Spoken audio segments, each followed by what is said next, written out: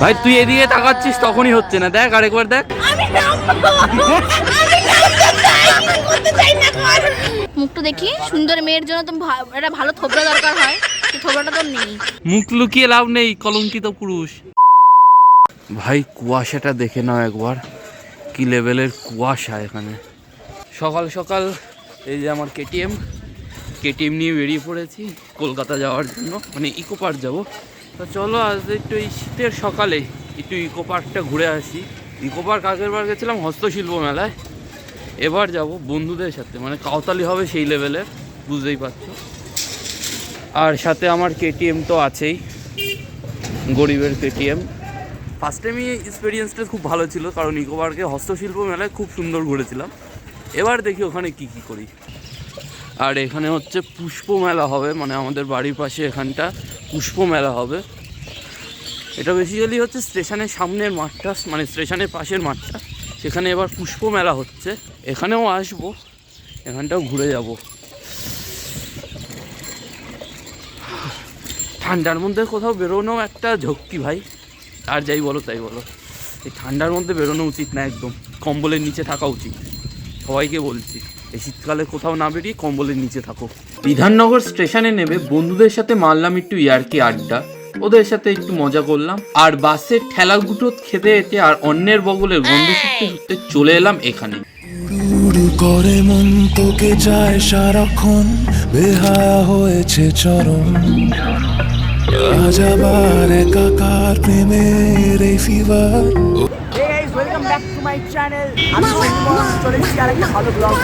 আর ব্লগটা শুরু হচ্ছে বিশ্ব বাংলা গেট থেকে।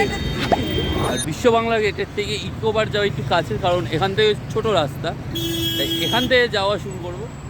আর বিশ্ব বাংলা গেটটা দেখে নিলাম, অনেক দিন ধরে আসার ইচ্ছে ছিল বিশ্ব বাংলা গেটে। তো চলো একটু ইকো পার্কের দিকে যাত্রাটা শুরু করি। যে যার তালে মগ্ন, সবাই নাচানাচি করতে ব্যস্ত, টিকটকে রিল হচ্ছে এখানে।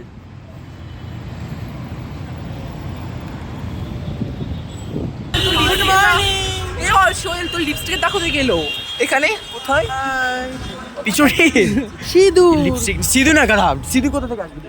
এবার এটা তো বলে দিতে হবে না যে একটা ছেলের জামায় সিঁদুর বা লিপস্টিকের দাগ কোথার থেকে আসতে পারে। Naughty America. Nobody does it better.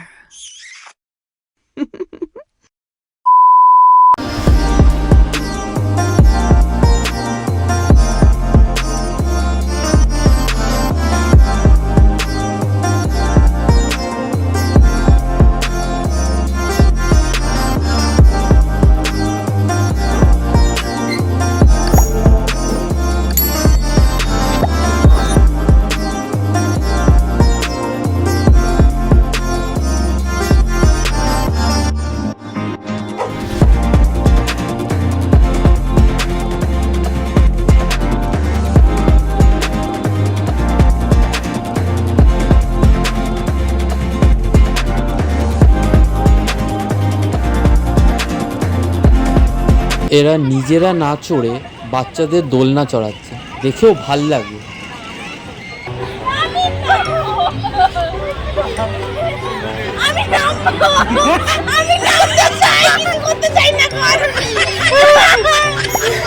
কি করবি তুই?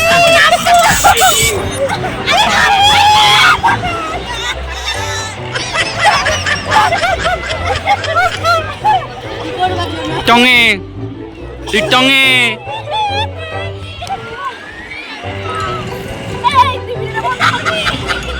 বাল করবে, ভিডিও বন্ধ।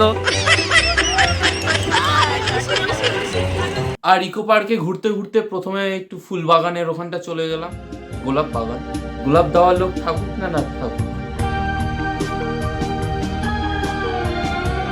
কিন্তু যাই হোক ভাই, ফুলের বাগানটা ছিল সুন্দর।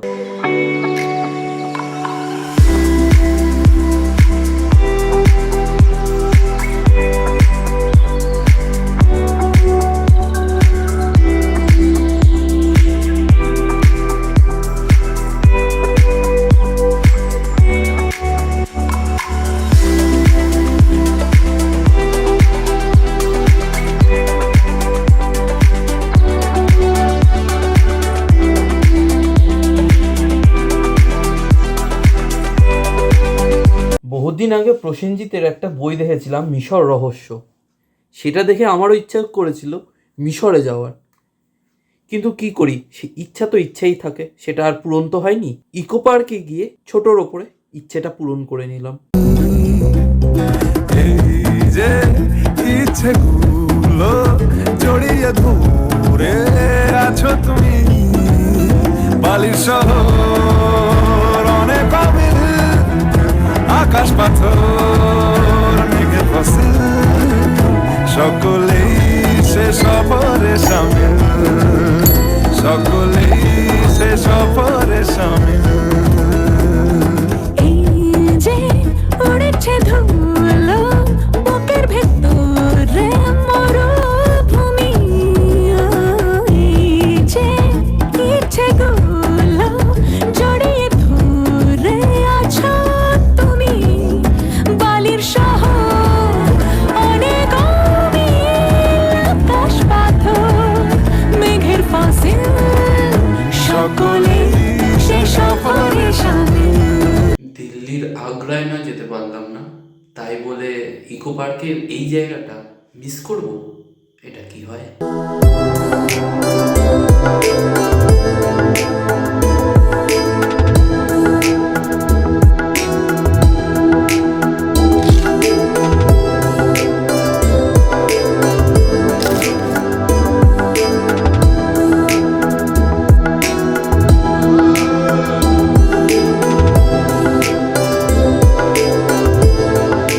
দূর থেকে এটা যতটা সুন্দর লাগছিল না, কাছের থেকে এটা আরো সুন্দর লাগছে।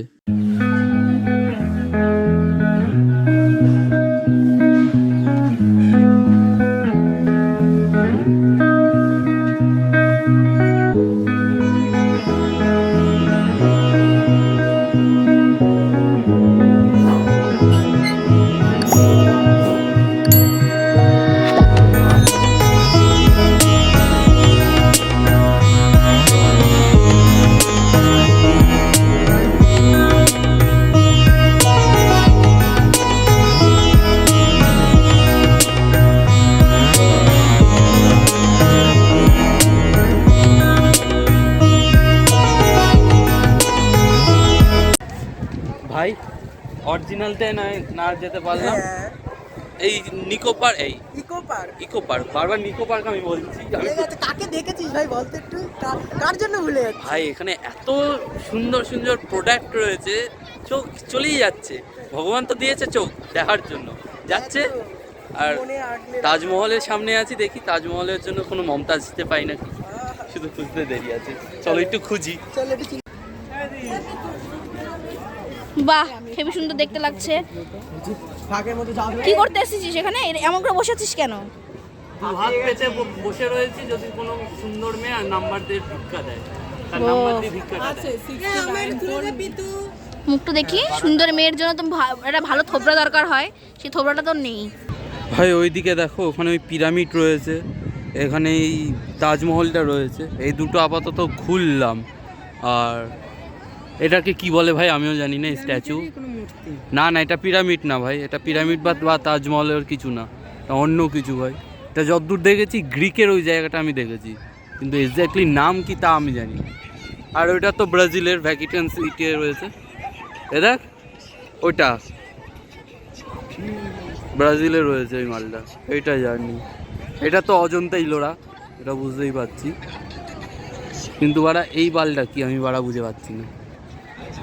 শুধু মূর্তি দাঁড়িয়ে রয়েছে, কিছু একটা তো হবে, কে জানে বাড়া কি। বাহ, আমাদের হচ্ছে কেটারাসটা ভালো, একটা দিয়ে দিল, আরেকটা আবার নিয়েও নিল। দাঁড়িয়ে দাঁড়িয়ে খাচ্ছে, অসভ্য কেমন ভাই। বসে খা, কেউ এইভাবে বসে খা ভাই। আর এই যে আরেকটা, মুখ লুকিয়ে লাভ নেই, কলঙ্কিত পুরুষ। অনেকক্ষণ টাইম হয়ে গেছিল, ওই জন্য খেয়ে নিলাম একটু বিরিয়ানি। আর বিরিয়ানি খেয়ে এই ছোট বন্ধুটার সাথে করে নিলাম একটু আলাপ আলোচনা, এর সাথে দেখা করে তারপর একটু চারিপাশ ঘুরে আর এর একটু ভিডিও বানিয়ে দিয়ে আমি একটা জিনিস বুঝতে পারলাম যে ভাই, যে ইকো পার্ক একদিনে ঘোরা অসম্ভব, কারণ অনেক বড় জায়গা। আর আমি ট্রাই করব নেক্সট বার আসার, এইবার তো হবে না, নেক্সট বার আমি ট্রাই করবো আসার। ভাই ইকো পার্কে গিয়ে এমন একটা ইনসিডেন্ট হবে আমি কল্পনা করি, মানে প্রথম ইনসিডেন্টটা তো শুধু আমার সাথে হলো, অজন্তা ইলোরার এই গুহাটায় ফার্স্ট ইনসিডেন্টটা হলো, তোমরাই দেখো।